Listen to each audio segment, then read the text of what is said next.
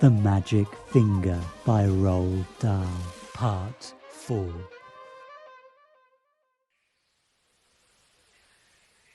"Just look at that beastly duck cooking at my stove," cried Mrs. Gregg as she flew past the kitchen window.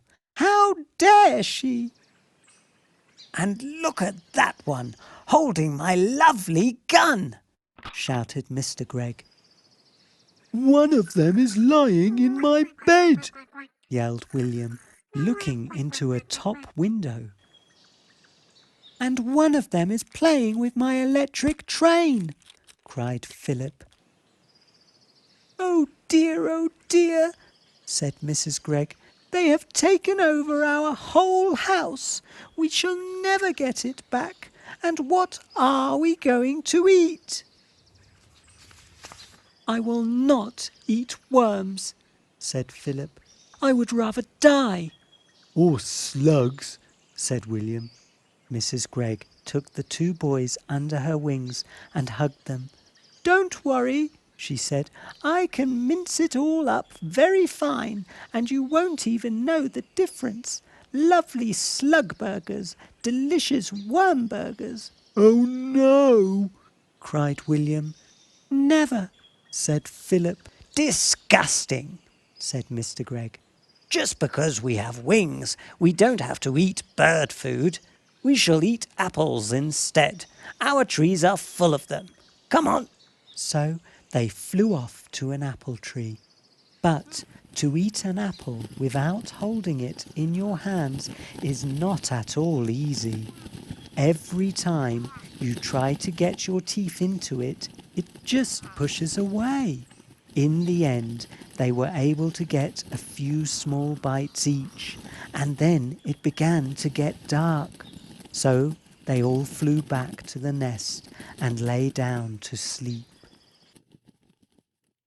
It must have been at about this time that I, back in my own house, picked up the telephone and tried to call Philip. I wanted to see if the family was all right. "Hello," I said. "Quack," said a voice at the other end. "Who is it?" I asked. "quack, quack." "Philip," I said, "is that you?" "Quack, quack, quack, quack, quack." "Oh, stop it," I said. Then there came a very funny noise. It was like a bird laughing. I put down the telephone quickly. "Oh, that magic finger!" I cried. "What has it done to my friends?" That night, while Mr. and Mrs. Gregg and Philip and William were trying to get some sleep up in the high nest, a great wind began to blow. The tree rocked from side to side, and everyone, even Mr. Gregg, was afraid that the nest would fall down. Then came the rain. It rained and rained, and the water ran into the nest, and they all got as wet as could be. And oh, it was a bad, bad night.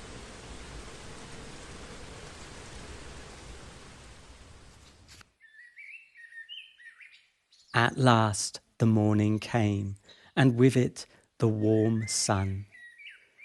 "Well," said Mrs. Gregg, "thank goodness that's over. I never want to sleep in a nest again." She got up and looked over the side. "Help!" she cried. Look down there." "What is it, my love?" said Mr. Gregg. He stood up and peeped over the side. He got the surprise of his life. On the ground below them stood the 4 enormous ducks, as tall as men, and 3 of them were holding guns in their hands.